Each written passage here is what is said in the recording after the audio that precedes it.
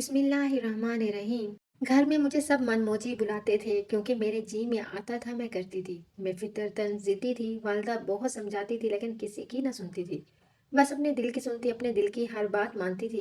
گھر والے میرے اس رویے کو نظر انداز کر جاتے لیکن اسکول میں ٹیچرز مجھ سے تنگ تھی کیونکہ میرا جی چاہتا تو اسکول کا کام کرتی، دل نہ کرتا تو نہ کرتی اور سزا ملتی۔ مجھے علم تھا کہ یہ عادت اچھی نہیں، مگر میں اپنی عادت کو چھوڑ بھی نہ سکتی تھی، جیسے کہ دل پر قابو پانا میرے بس کی بات نہ ہو۔ چھوٹی اور اکلوتی بیٹی ہونے کی وجہ سے ماں باپ اور بھائی میری ہر ضد مان لیتے تھے۔ اب میری عادت ہو گئی تھی کہ ہر شخص میری بات مانے، کوئی نہ مانتا تو مجھے بہت غصہ آتا تھا۔ ایک دن میرا جی چاہا کہ آج عارفہ میرے ساتھ گاڑی میں اسکول جائے۔ ہمارے گھر کام کرنے والی عورت خالہ شمو کی بیٹی عارفہ میری ہم عمر تھی، امی جان نے اسے بھی اسکول میں داخل کروا دیا تھا۔ یوں میرے ساتھ ہی پڑھتی تھی، تاہم علیحدہ علیحدہ اسکول جاتی تھی۔ میں اپنے بھائی کے ساتھ گاڑی میں جاتی تھی اور عارفہ اپنی ماں یعنی خالہ شمو کے ساتھ پیدل جاتی تھی۔ جب لڑکیوں نے مجھے عارفہ کے ساتھ آتے دیکھا تو پوچھا کہ تم دونوں آج اکٹھی کیوں آئی ہو؟ بس میرا دل چاہا کہ ہم ساتھ چلیں، اس لیے اکٹھے آ گئے۔ وہ میرے جواب پر لاجواب ہو کر رہ گئی۔ خالہ شمو صرف ہمارے گھر پر ہی نہیں دوسروں کے گھروں میں بھی کام کرتی تھی۔ عارفہ پڑھائی میں کافی تیز تھی، ہوم ورک کرنے میں روزانہ میری مدد کر دیتی تھی۔ یوں ہماری دوستی ہو گئی۔ عارفہ کا گھر کچا اور بوسیدہ تھا اور ہمارے گھر کے قریب ہی تھا۔ گلی ایک تھی مگر تھوڑا سا فاصلہ تھا، اسی وجہ سے خالہ شمو کو جب کسی شے کی ضرورت ہوتی ہمارے گھر آ جاتی۔ امی پرانے وقتوں سے ان لوگوں کو جانتی تھی، اس لیے ان کی مدد کر دیتی، عزت سے بات کرتی۔ خالہ شمو کہتی تھی کہ میرا آپ لوگوں کے سوا کوئی اور نہیں ہے، اگر آپ کا آسرا نہ ہوتا تو میں کب کی یہ محلہ چھوڑ کر کہیں اور جا چکی ہوتی۔ ایک دن عارفہ نے مجھے بتایا کہ جب وہ اسکول سے لوٹ رہی تھی تو ایک لڑکا گلی میں ملا اور روک کر پوچھا، تمہارا نام کیا؟ عارفہ ہے۔ میں حیران رہ گئی کہ اس اجنبی لڑکے کو میرا نام کیسے معلوم ہوا۔ خوفزدہ ہو گئی کہ اس سے پہلے وہ کچھ اور پوچھے میں بھاگ کھڑی ہوئی۔ یہ بات بتاتے ہوئے وہ تو پسینہ پسینہ ہو رہی تھی۔ تبھی میں نے اسے تسلی دی کہ پریشان مت ہو، یہ لڑکوں کی عادت ہوتی ہے کہ وہ اکیلی لڑکی کو دیکھ کر بات کرنے کی کوشش کرتے ہیں۔ اس نے کہا اکیلے اسکول جانا میری مجبوری ہے، امی کو صبح کام پر جانا ہوتا ہے، مجھے اسکول چھوڑنے جاتی ہیں تو انہیں دیر ہو جاتی ہے تو باجی ناراض ہو جاتی ہیں۔ جس گھر پہ وہ کام کرتی ہیں اب تو واپسی میں بھی اکیلے آنا پڑتا ہے۔ میں نے کہا کہ کل سے تم میرے ساتھ آ جانا، ہم اکٹھے پیدل چلی جایا کریں گی اور واپس بھی ایک ساتھ آ جایا کریں گی۔ یوں ہم اب ایک ساتھ اسکول آنے جانے لگی۔ ایک روز اکٹھے گھر لوٹ رہی تھی کہ ناصرہ نے مجھے بتایا، دیکھو یہ وہی لڑکا ہے جس نے میرا نام بتایا تھا۔ تبھی مجھے شرارت سوجی اور میں نے اس کے قریب جا کر کہا، سنو مسٹر، تم دوسروں کے نام تو معلوم کرنے کے چکر میں رہتے ہو، ذرا یہ تو بتاؤ تمہارا اپنا نام کیا ہے؟ میرا نام عارف ہے، اس نے جواب دیا۔ میں سمجھی کہ اس نے اپنا نام عارف اس وجہ سے بتایا ہے کیونکہ عارفہ میرے ساتھ تھی، جس کا نام وہ کسی طور جان چکا تھا۔ اس لڑکی کی شرارت پر میں مسکراتی اور کہا، واہ بڑے حاضر دماغ ہو۔ یہ کہہ کر ہم آگے بڑھ گئے۔ حالات اور خاندان کا انسان پر بڑا اثر ہوتا ہے۔ میں چونکہ خوشحال گھرانے سے تھی، مجھ پہ جتنا اعتماد تھا اتنا عارفہ میں نہیں تھا۔ غربت اور ماسی کی بیٹی ہونے کی وجہ سے وہ احساس کمتری کا شکار تھی، ساتھ ہی بزدل بھی تھی، حالانکہ مجھ سے کہیں زیادہ خوبصورت اور ذہین تھی۔ پڑھائی میں اول جا رہی تھی مگر جب کسی سے بات کرنی ہوتی تو اس کی آواز نہ نکلتی۔ مجھے وہ اس لیے پسند تھی کہ میری تابعدار غلام تھی، ظاہر ہے ہماری نوکرانی کی بیٹی تھی اور ہمارے خرچے پر تعلیم حاصل کر رہی تھی تو کیوں نہ احسان مند ہوتی۔ میں نے محسوس کیا کہ کچھ دنوں سے وہ چپ چپ رہنے لگی ہے، جیسے کوئی بات چھپا رہی ہو۔ پوچھا بھی، عارفہ تمہیں کیا ہوا ہے، کیوں چپ چپ رہنے لگی ہو؟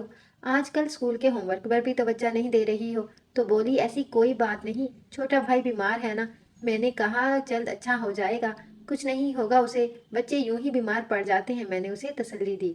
کچھ عرصے سے ہماری گلی میں ایک مکان خالی پڑا تھا، پھر پتہ چلا کسی نے اسے خرید لیا ہے۔ چند دنوں بعد نئے لوگ بھی مکان میں آباد ہو گئے۔ میں اسکول سے واپس آئی تو امی نے بتایا نئے پڑوسی آ گئے ہیں، تم کھانا کھا لو، اسے ملنے چلتے ہیں۔ تھوڑی دیر بعد ہم دونوں ماں بیٹی ان کے گھر چلے گئے۔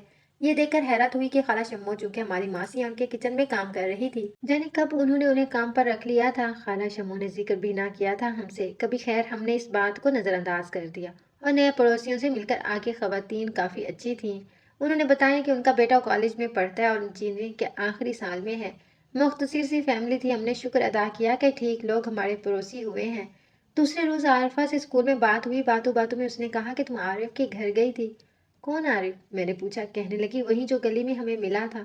اچھا، وہ میرے تو ذہن سے ہی اتر گیا تھا۔ ارے میں کیوں اس کے گھر جاؤں گی، بھلا مجھے کیا معلوم کہاں رہتا ہے؟ انہی لوگوں نے تو ہماری گلی میں مکان خریدا ہے، امی نے ان کے گھر کا کام بھی پکڑ لیا ہے۔ او اچھا، میں نے حیرت کا اظہار کیا، تو مجھے علم نہیں تھا کہ ہم اس لڑکے کے گھر گئے اور وہ ہمارے پڑوسی ہو گئے ہیں۔ اصل میں मकान आरिफ को पसंद आ गया तो उसने अपने वालिदैन को मजबूर करके खरीदा है। अच्छा, तुम्हें किसने बताई ये बातें? उसकी अम्मी ने मेरी अम्मी को बताया है, नासरा ने झिझकते हुए बताई। जिस रोज तुम उनके घर गई थी, क्या आरिफ घर पर था? नहीं, उनकी माँ ने बताया था कि उनका एक बेटा है, वो पढ़ने गया हुआ है। क्या तुम उनके घर गई हो? नहीं, मैं तो नहीं गई और ना मैं कभी जाऊंगी। मैं नहीं चाहती कि उस पर यह बात खुले कि मैं एक मासी की बेटी हूँ जो लोगों के घरों में काम करती है, और उनके घर भी। पर इससे क्या फर्क पड़ता है? बहुत फर्क पड़ता है। क्या तुम्हें वो अच्छा लगता है? अगर वो तुम्हें अच्छा लगता है तो तुम्हारी मैं उसके साथ दोस्ती करवा देती हूँ। नहीं, ऐसी कोई बात नहीं। हर इंसान को अपनी इज्जत अजीज होती है। फर्ज करो मुझे वो पसंद करता हो तो तब क्या? तो फिर मैं कोशिश करूंगी तुम्हारी उसके साथ शादी करवा दूं। यानी मेरे साथ एक मासी की बेटी के साथ? उसने हैरत से मुझसे पूछा, जैसे मैंने कोई अनहोनी बात कह दी थी। फी जमाना ये थी भी अनहोनी बात। भला अमीर फैमिली अपने घर के बर्तन मांजने वाली बेटी से क्यों कर अपने बेटे की शादी कर सकती थी? खैर, बात आई गई हुई ताकि उसे मालूम ना हो सके कि वो एक मासी की बेटी है जो उनके घर में काम करती है। हमारा आना जाना उस फैमिली में बढ़ा तो अम्मी और आरिफ की वालदा के बहुत अच्छे ताल्लुकात कायम हो गए। मेरी भी दोस्ती उनकी बेटियों से हो गई। वो अक्सर हमारे घर आने जाने लगी। कई बार उन्हीं के घर आरिफ से मेरी मुलाकात भी हुई और हम बातचीत भी करने लगे थे। जब हमारी बात होती वो आरफा के बारे में एक दो सवाल जरूर करता था। मसलन आरफा कैसी है, कहाँ रहती है और हमारे घर उसे क्यों नहीं लाती हो? किसी दिन उसे अपने साथ लेकर आओगी? मैं उसके सवालों के जवाब में टाल जाती। कभी उसे ना बताया कि उसकी माँ तुम्हारे घर रोज काम करने आती है, क्योंकि मुझे आरफा ने मना किया हुआ था।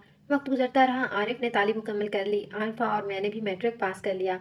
आरफा का इरादा आगे पढ़ने का था, मगर गुर्बत आड़े आ गई और वो कॉलेज में दाखिला ना ले सकी। जबकि वसाइल होने के बावजूद मैंने खुद दाखिला ना लिया, क्योंकि मेरा दिल नहीं था। इधर अम्मी को मेरी शादी की फिक्र लगी, इधर खाला शम्मू को आरिफ के हाथ पीले करने की फिक्र सताने लगी। बच्चियां जवान हो जाएं तो माओ को उनके अच्छे रिश्तों की तलाश होती है। एक दिन अम्मी ने आरिफ की वालदा ने मेरे रिश्ते के लिए तज़किरा किया। उन्होंने कहा कि अगर आप पसंद करें तो मैं आरिफ के लिए आपकी बेटी का हाथ मांगना चाहूंगी। वालदा ने खुश होकर कहा कि मैं जैनब के वालिद से मशवरा कर लूँ, आपको इंशाल्लाह हाँ में ही जवाब दूंगी। गुमान भी ना था कि मेरी तकदीर आरिफ के साथ बंधी हुई है। वालदा ने मंगनी का बताया तो मैं तो हैरान हो गई, मगर इनकार नहीं किया, क्योंकि उनके घर आने जाने की वजह से मुझे अंदाजा हो गया था कि अच्छे और प्यार करने वाले लोग हैं। और जब मैंने गौर किया तो मुझे आरिफ में भी कोई बुराई नजर ना आई, बल्कि खूबियां ही खूबियां नजर आईं। इंजीनियरिंग में पोजीशन लेकर पास हुआ था और खूबसूरत होने के साथ साथ दौलतमंद बाप का बेटा भी था। बहरहाल बड़ों ने आपस में मामला तय कर लिए। यूं मेरी उसके साथ मंगनी हो गई और शादी 2 साल बाद होना करार पाई। मेरी आरफा से मुलाकात हुई तो उसे खुश होकर मैंने बताया, लेकिन उसका खुशखबरी को सुनकर खुश ना हुई, खामोश हो गई। तब मैंने कहा, क्या तुम इस खबर पर खुश नहीं हो? बोली, असल मेरी अम्मी ने भी मेरी मंगनी की तारीख रख दी है। किसी के साथ? मैंने बेख्तियार पूछा। कहने लगी, एक ऐसे आदमी के साथ जिसकी पहले एक बीवी भी है और 6 बच्चे भी। उसकी बीवी बीमार रहती है, इसलिए दूसरी शादी कर रहा है मुझे उसकी नुकरानी बनाने के लिए। और माँ ने सिर्फ ये देखा है कि उसकी आमदनी अच्छी है, मकान अपना है, दुकान करता है, बस और कुछ नहीं देखा। तो क्या तुम इस रिश्ते पर खुश नहीं हो? जहर है, मगर क्या करूं, मजबूरी है। माँ भी मजबूर है, उसे भी कोई ऐसा दामाद चाहिए जो गुर्बत के दिनों में उसका साथ दे, उसका सहारा बन जाए, इसलिए मैंने ये रिश्ता कबूल कर लिया है। तब मेरे दिल से आह निकल गई, हाय गुर्बत कैसी बुरी बला है। मंगने के बाद आरिफ को एक बड़ी कंपनी में अच्छी मुलाजमत मिल गई और वो दुबई चला गया। बाकायदगी से अपने घर वालों को खतूत लिखता, फोन भी करता, मगर किसी खत में मेरा तज़किरा ना करता। मैं उसकी बहनों से पूछती कि मेरे बारे में कोई बात लिखी है या नहीं। वो कहती, नहीं, तुम्हारे बारे में तो कुछ नहीं लिखा। एक दिन उसकी बहन ने कहा कि मैं तुम्हें उसका पता देती हूँ, तुम खुद उसे खत लिखो। क्या पता जब उसे तुम्हारा खत मिले तो वो तुम्हारे साथ राब्ता शुरू कर दे। समन के कहने पर मैंने आरिफ को 2-3 खतूत लिखे, फोन भी किया, मगर उसने जवाब ना दिया। तो मेरा दिल बुझा बुझा रहने लगा। मेरी एक सहेली ने ब्यूटिशियन का कोर्स किया था, फिर वो दुबई चली गई थी, वहां उसने अपना पार्लर खोल लिया था। मैंने उससे राब्ता किया और यूं हमारी फोन पर बात होने लगी। उसको मैंने बताया कि मेरा मंगेतर भी दुबई में है, जी चाहता है कि मैं भी दुबई आ जाऊं। तो वो बोली, हाँ जरूर आ जाओ, ब्यूटिशियन का कोर्स भी कर लो तो अच्छा रहेगा। अब मेरी आरिफ से मंगनी को 1 बरस हो चुका था, मगर वो यहाँ आने का नाम ही नहीं ले रहा था। मेरे अलावा अम्मी अब्बू परेशान थे और जब उसके घर वालों से बात करते तो वो भी गोलमोल जवाब देते। एक दिन मेरी आरफा से मुलाकात हो गई। उसने बताया कि उसकी सौतन बहुत सफाक और हासिद औरत है, उसे छोटी छोटी बातों पर मारती है। शोहर भी उसे अहमियत नहीं देता, बल्कि अपनी बड़ी बेगम की शिकायत पर धनक कर रख देता है। इस बार जब उसने माँ के घर जाने को कहा तो शोहर ने उसे इतना मारा कि वो मरते मरते बची। तभी उसकी माँ ने तलाक दिलवा दी है। आजकल वो मेके में है। उसकी दास्तान सुनकर मुझे बहुत दुख हुआ। सोचा कि गरीब लड़कियों के नसीब भी कम अच्छे होते हैं।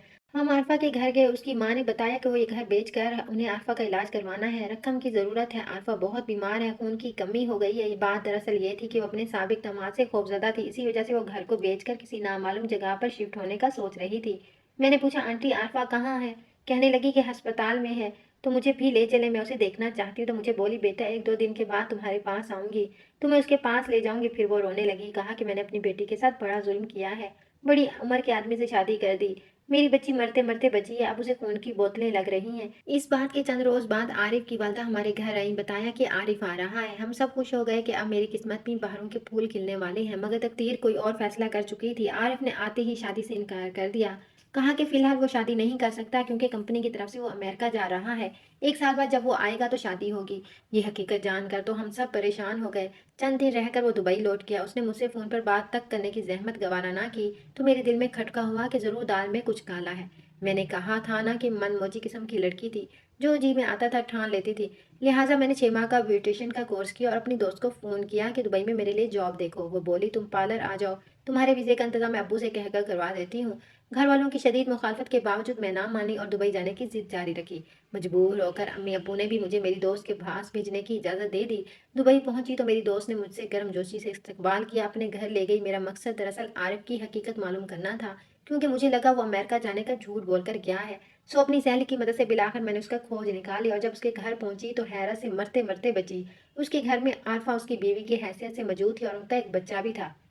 खाला शम्मू ने हमारे मोहल्ले का अपना घर बेचा, मुझे अस्पताल क्यों इयादत के लिए ना लेकर गई और मुझे शदीद हैरत का झटका लगा कि मेरी मासी की बेटी, जो कि मेरी सहेली थी, जिसकी तालीम का खर्चा सारा मेरी माँ उठा रही थी, उसने मुझसे किस कदर बड़ा झूठ बोला। अपनी शादी के बारे में, सौतन के बारे में, अपनी तलाक के बारे में। और सबसे हैरत की बात यह थी कि खुद आरिफ के वालिदैन को भी इसका इल्म ना हो सका कि नासिर पाकिस्तान कई बार आता रहा, आरफा से शादी खुफिया तौर पर करके उसको 1 साल पहले ही दुबई ले गया और मुझसे शादी से इनकार कर दिया। मैंने आरिफ से पूछा कि तुमने ये क्या किया? तुमने तो मुझसे शादी करना थी। बोला कि अब भी तुमसे शादी कर लूंगा अगर तुम आरफा और मेरे बच्चे को कबूल कर लो। कुछ शर्म करो, तुमने मुझे, मेरे घर वालों को ही नहीं, अपने वालदैन को भी धोखा दिया है। मैंने अपने वालदैन को हरगिज धोखा नहीं दिया। उन्हें बता दिया था कि मैं आरफा से शादी करना चाहता हूँ। उसकी खातिर तुम लोगों की गली में मकान खरीदा था। लेकिन जब अम्मी अब्बू को इल्म हुआ कि वो एक नुकरानी की बेटी है तो उन्होंने शिद्दत से मेरा मुतालबा रद्द कर दिया, बल्कि उन्होंने मुझे आमादा किया कि मैं तुमसे शादी कर लूं और फिर जबरदस्ती मेरी मंगनी तुमसे करा दी। तो मैंने भी ठान ली कि अगर ये लोग अपनी करेंगे तो मैं भी अपनी करके रहूंगा, क्योंकि मैं भी वही करता हूँ जो मेरा दिल कहता है, बिल्कुल वैसे ही जैसे तुम भी तो वही करती हो ना जो तुम्हारा दिल चाहता है। आरिफ की ये बातें सारी सुनकर मुझे बहुत अफसोस हुआ, लेकिन इससे भी ज्यादा अफसोस मुझे अपनी सहेली पर हुआ, जिसने मुझे धोखा दिया, मुझसे तमाम बातें छुपाई और हकीकत क्या है मुझे इससे आगाह ना किया। अगर वो मेरी मुखलिस सहेली होती तो मुझे पहले ही अपनी पसंद से आगाह कर देती। इस तरह ना मेरा दिल टूटता और ना मेरा वो वक्त बर्बाद होता जो मैंने 2 साल तक आरिफ से शादी की उम्मीद में गुजारा।